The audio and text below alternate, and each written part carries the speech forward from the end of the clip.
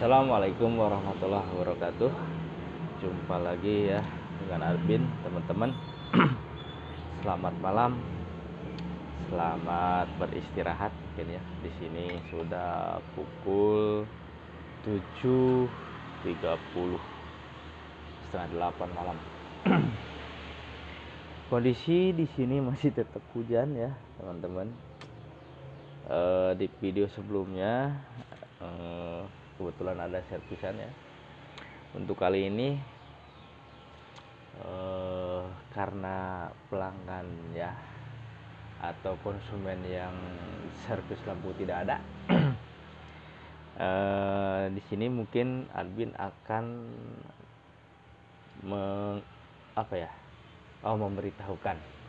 memberitahukan atau spill alat-alat kerja admin ya. Jadi alat apa saja yang admin pakai untuk servis lampu ya, mau lampu CLF ataupun lampu LED. Oke. Dari mana dulu ya?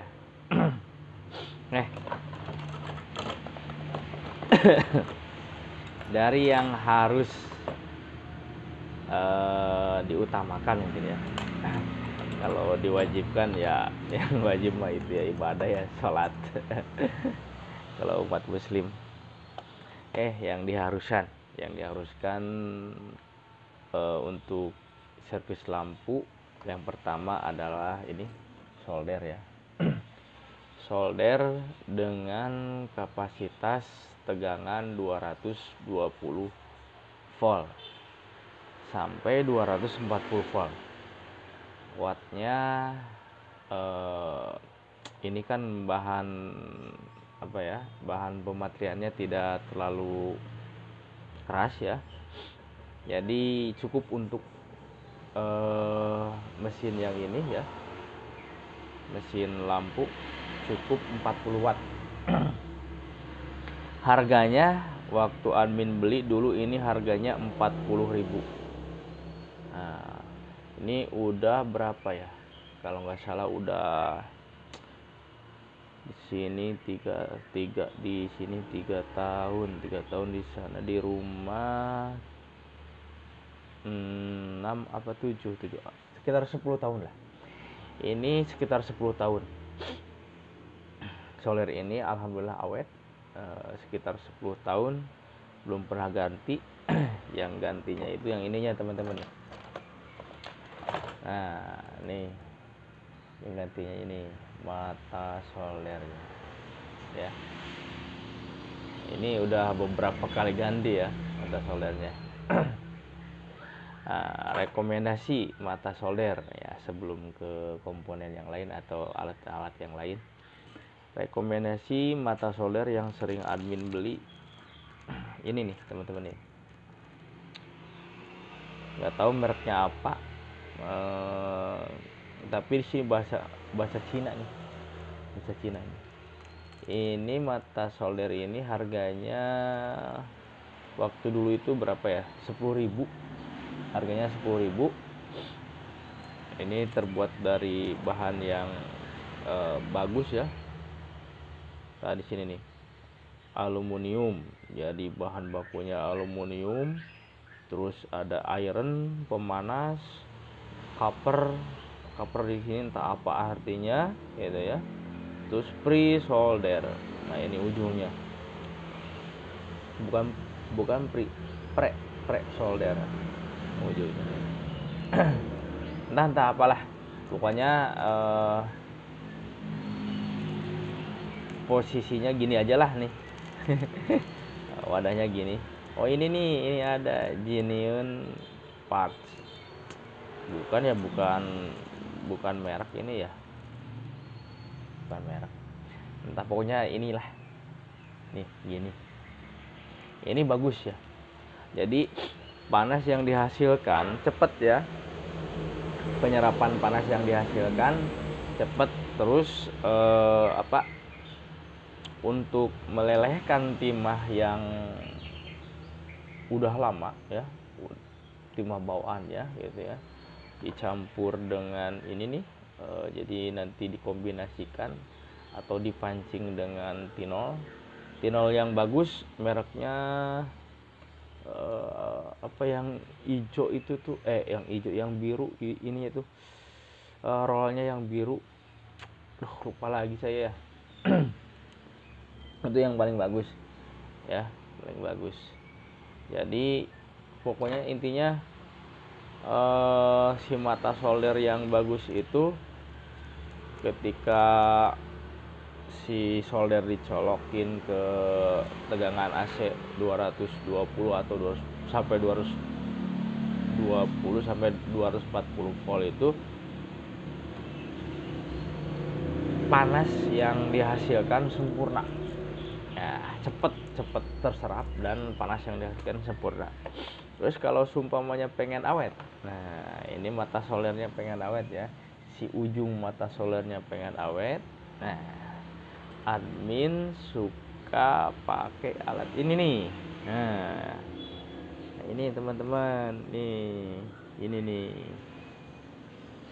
ini bahannya dari besi ini ya, mungkin ya, dari besi bekas apa, pembubutan mungkin ya, besi yang dibubut gitu ya, pakai besi bubut. Ini buat pembersih itu apa namanya, katel apa bahasa Indonesia, katel apa ya, entah sama atau enggak ya, katel, teflon, yang kayak gitulah. Nah ini buat pembersih itu tuh. Jadi ketika pantatnya katel katel gitu ya, pokoknya buat masak nih teman-teman, katel lah ya.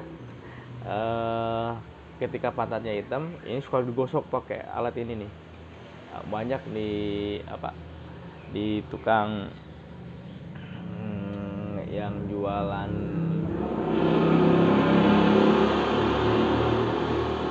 aduh suara motornya berisik.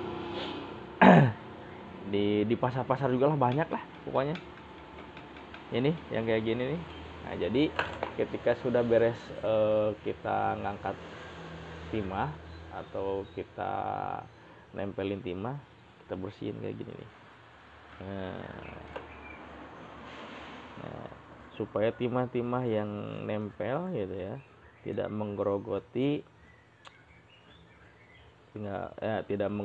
badan ini nih, badan mata solder.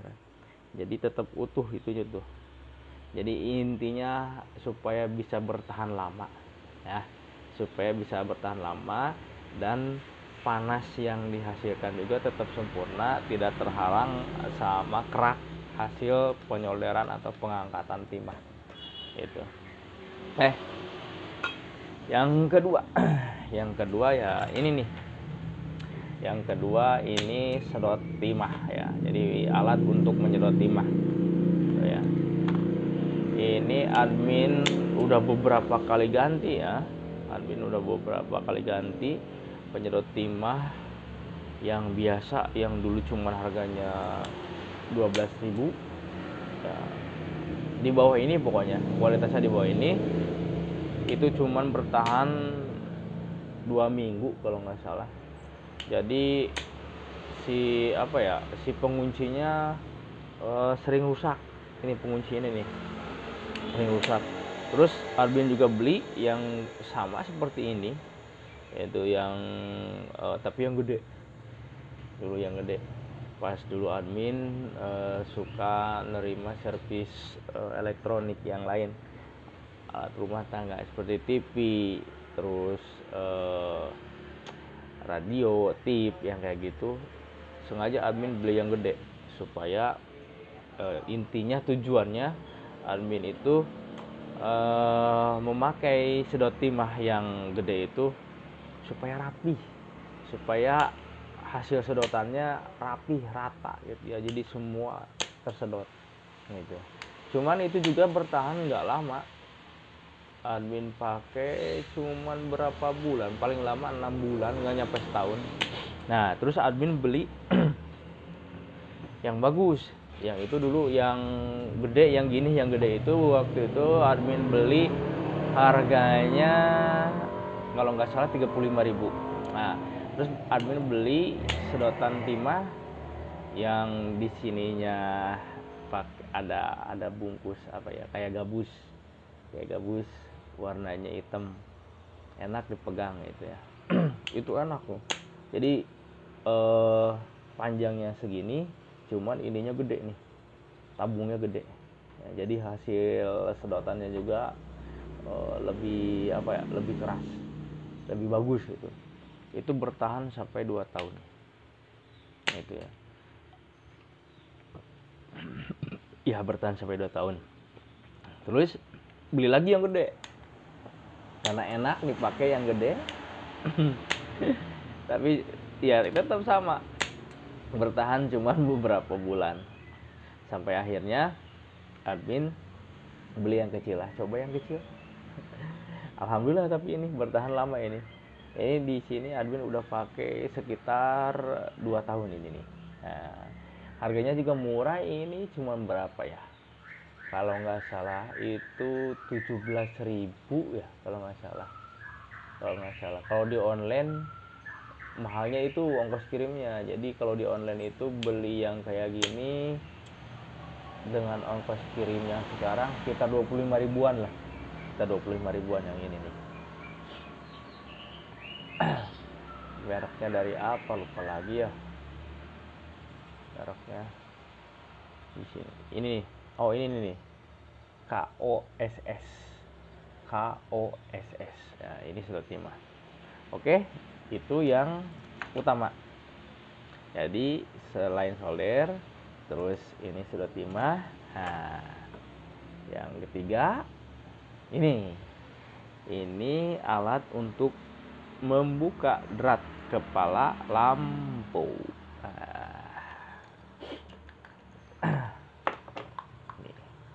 Ini alat untuk membuka drat kepala lampu. Ya. Nah, ini admin bikin. Ini beli tangnya ya, tang buat ngambil apa, nyabut apa bahasa nyabut, paham mungkin ya teman-teman, nyabut paku gitu ya. Ini jadi tang atau gegep kalau bahasa di daerah saya ini gegep. Harganya cuma 15.000. Terus ke tukang las minta dicariin besi pipa. Yang besi pipa ini ukurannya entah berapa in ya, lupa lagi saya, entah setengah in entah 1 in, pokoknya yang masuk ke sini aja lah, yang masuk ke sini. Nah, cuman nantinya dipotong dibagi 2. Nah, supaya apa, supaya posisinya bisa mencapit penutup ini casing bagian atas, drat penutup casing bagian atas itu ya. Nah, jangan lupa di sininya dikasih karet. Nah, di dalamnya dikasih karet ya, di dalamnya ya. Sebelah sini dengan sebelah sini dikasih karet. Buat apa? Buat supaya apa ya? Jadi supaya nggak licin teman-teman, nggak licin ketika diputar, si drat itu bisa ikut muter gitu ya. Nah, ini modal 15.000 ditambah pengelasan sama ini waktu itu minta 20.000, jadi 35.000. Ini 35.000. Beli ada juga beli. Kalau beli mahal teman-teman, kalau beli itu harganya 75.000. Yang paling murah 75.000, pendek lagi ya, nggak enak dipegang. Yang paling mahalnya yang bagusnya itu 100.000. Ini buat membuka drat kepala lampu. Harganya mahal. Kalau beli di online juga udah ada sih, udah banyak. Sama yang bikin dratnya juga nih ya, drat penguncinya juga sudah ada. Harganya sama 100.000. Terus ini pisaunya harus yang tebal. Nah, pisaunya harus yang tebal. Itu kalau enggak golok yang kecil ya. Tapi jangan harus tumpul intinya. jangan tajam. Masalahnya kalau tajam bahaya, nanti ketika ada casing yang memang benar-benar susah, ketika kita tergelincir, set, kena tangan, akhirnya ke tangan kita terluka. Ini saya bikin ke tukang pandai dulu pas waktu kakak saya bikin sengaja pisau, namanya pisau rawut ya kalau di sini, bikin 3 kalau nggak salah, bikin 3. Bahannya dari bekas itu mobil truk ya, per suspensi mobil truk. Ini bahannya. Kalau kakak dulu bikin buat ngebolongin itu, buat apa, ngebolongin bambu. Nah, dia juga suka bikin jemuran dari bambu gitu ya. Seperti lihat di video-video yang beberapa tahun di channel ini, nah itu sebenarnya hasil karya dari kakak saya gitu ya, yang jemuran baju, terus yang kayak tangga gitu ya, kayak tangga lipat gitu ya, tangga lipat itu hasil dari kakak saya. Terusnya apa? Seterusnya ini nih. Nah, ini obeng yang runcing. Kalau nggak ada obeng yang runcing, apalah, gampang. Dari besi lah bikin, dari besi segede gini nih, dari besi segede gini bikin, terus digurinda, diruncingin untuk apa ya nih? Nah, untuk ngebuka ini nih, pin kepala drat. Nah, untuk kebuka ini fungsinya. Nah, tuh kan kebuka ya. Tuh, jadi fungsinya untuk mendorong pin kepala ini. Terus tinggal ambil gitu. Terus ini tang ini fungsinya untuk apa? Fungsinya yaitu untuk membantu melilitkan 4 kabel, 4 kabel tabung kaca ke mana? Ke pin dari mesin. Nah, itu 4 pin ini nih ya, 1, 2, 3, 4. Nah, itu ya, seperti ya teman-teman lihat waktu saya nyervis saya gitu ya, lilitin gini, dililitin. Ada sih alatnya gitu, alatnya mau bikin juga bisa, banyak tutorialnya bikin gitu ya, alat buat apa, buat ngelilitin kabel filamen ke bagian pin mesin. Ada sih alatnya, ada. Dan cuman mungkin dari awal saya udah pakai tang kayak gini ya, long nose gitu ya, jadi udah terbiasa, jadi udah enak pakai ini. Pakai itu malah kaku nggak bisa. Terus apa lagi ya? Ini udah yang udah kesiniin. Terus gunting. Nah, gunting juga perlu ya. Gunting perlu ya, seperti selongsong ya, buat gunting selongsong. Terus kalau seumpamanya ini terlalu panjang, kita potong gitu ya. Terus ketika nanti masukin ini nih, masukin kabel yang bagian atas sini, ininya kepanjangan, tinggal dipotong gitu ya. Terus buat motong ini nih, kalau seumpamanya ada yang nyervis LED diameter ininya nih, diameter casingnya kecil, tidak masuk seperti ini nih contohnya, nggak masuk ke sini nih, ke bagian pangkal ya, kita potong gitu, potong. Nah, gitu teman-teman fungsinya gunting ya, banyak lah gunting, harganya bervarian. Ini gunting harganya ya merek dari Gunindo ya, Gunindo cuma berapa, 15.000 kalau nggak salah ini gunting. Kalau obeng yang gini mah murah, cuma 5.000 perak. Itu obeng bekas servis HP. Kadang juga saya suka servis HP, tapi yang ringan-ringan, bukan yang berat-berat. Kayak contohnya ada teman atau ada konsumen yang kesini pengen pasangin LCD gitu ya, itu saya bisa gitu. Sambil menyelam minum air, lumayan lah teman-teman buat tambah-tambah gitu, tambah-tambah. Terus ini ya, ini gunanya apa? Kalau teman-teman yang pernah ngikutin dari awal atau dari pertama saya upload video masalah servis lampu ya, ini mungkin udah tahu. Jadi fungsinya ini yaitu buat mendorong apa? Nah, ketika posisi mata LED masih pada casingnya, gitu ya, masih dalam casingnya, gitu ya. Terus di sini masih ada lem karetnya. Nah, biasanya saya suka pakai ini. Kalau enggak, dari obeng juga bisa teman-teman, asalkan obengnya digurina dulu. Digurina dulu obengnya. Jadi ujungnya digurina, jangan tajam, harus tumpul, gitu ya. Supaya apa? Supaya nanti ketika dipukul si ininya ya, si obengnya tidak tembus ke mesin, tidak tembus ke PCB mesin gitu. Nah, kayak gini, tuk sampai keluar. Nah, itu ini alatnya.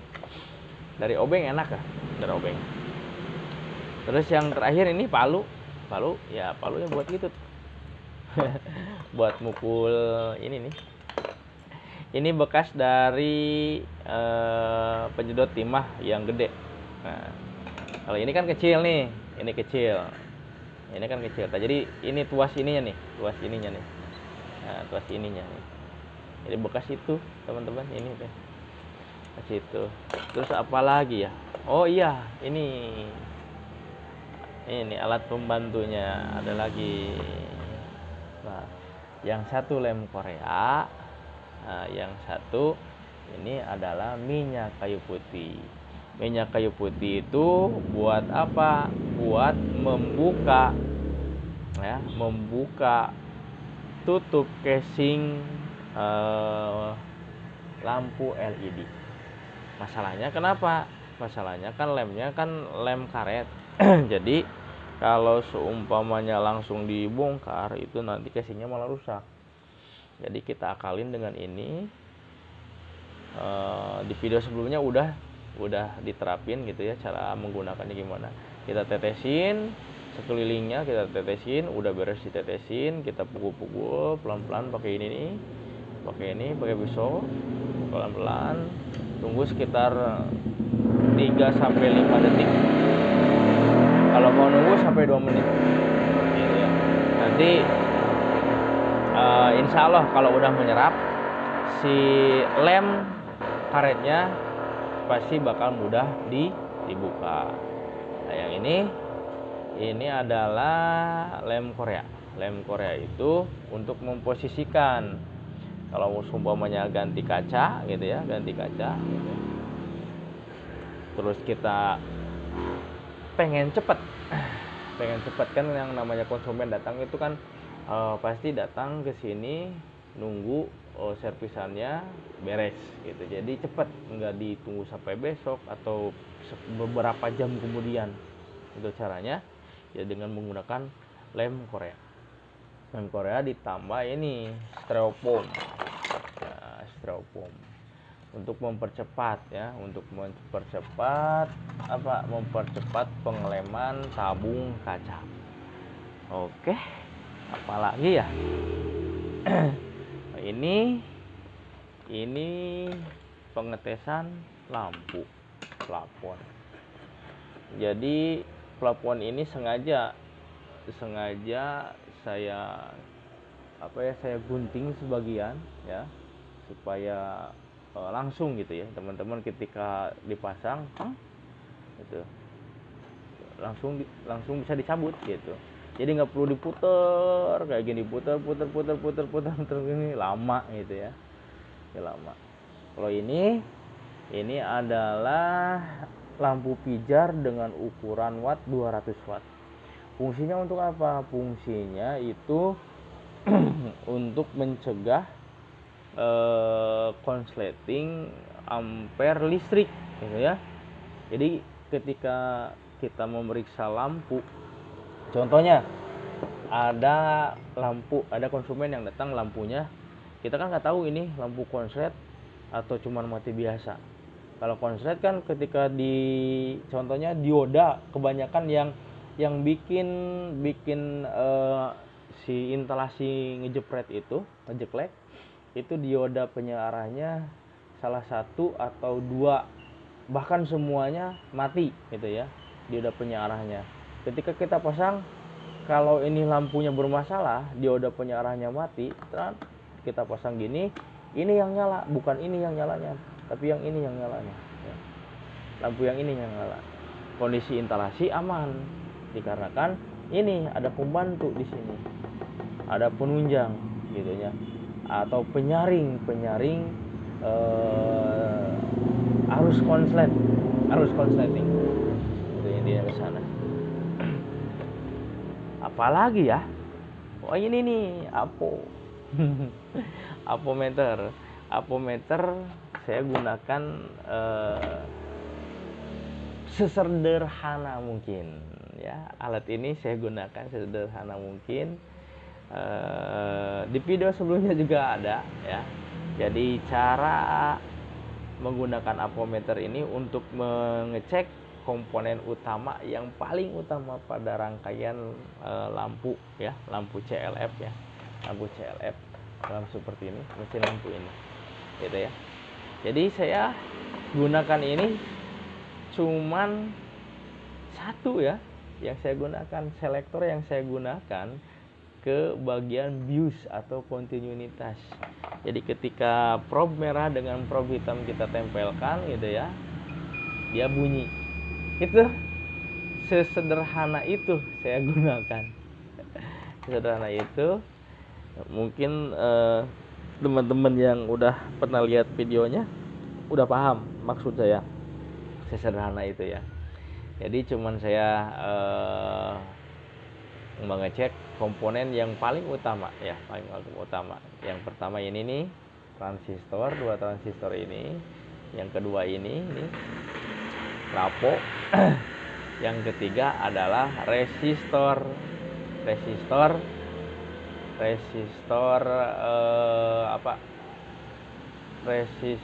pembantu resistor ya maksudnya, pokoknya resistor yang yang nyambung ke kaki transistor, ke kaki bagian sebelah kiri dan sebelah kanan gitu ya. Ini dioda penyarah, ini di sini nih ada 4 nih, ini dioda penyarah. Kalau terjadi konslet ini berarti salah satu yang ini mati. Nah, kalau sikring mati gimana bang? Kalau sikring mati gitu ya, frekuensi tidak akan masuk. Jadi tegangan AC tidak akan masuk ke bagian ini, ke jalur ini. Frekuensi juga tidak akan ada. Gitu. Tapi kalau seumpamanya di sini ada yang mati, dioda penyarahnya salah satunya mati, frekuensi masuk. Kalau satu yang mati ya, arus tegangan tinggi masuk, frekuensi masuk ke tabung kaca ya. Cuman kondisinya ya, nyala tabung kaca nyala, cuman kondisinya instalasi bakal ngejeklek gitu.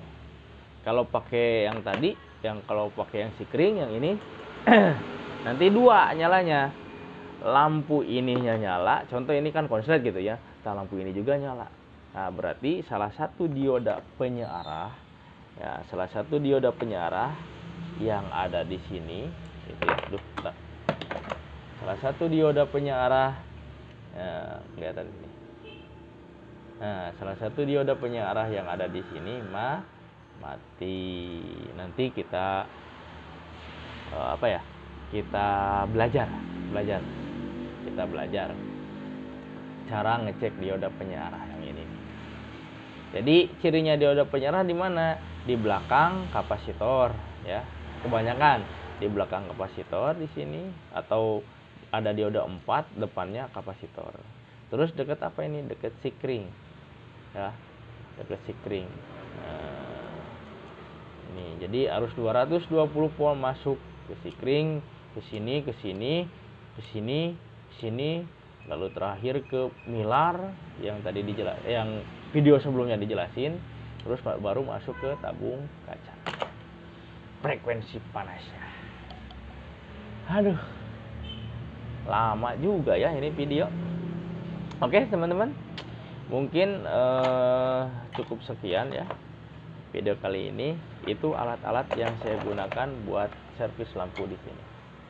Oke, tunggu video selanjutnya. Terima kasih telah menonton. Bagi yang menonton video ini, ya, akhir kata, wassalamualaikum warahmatullahi wabarakatuh.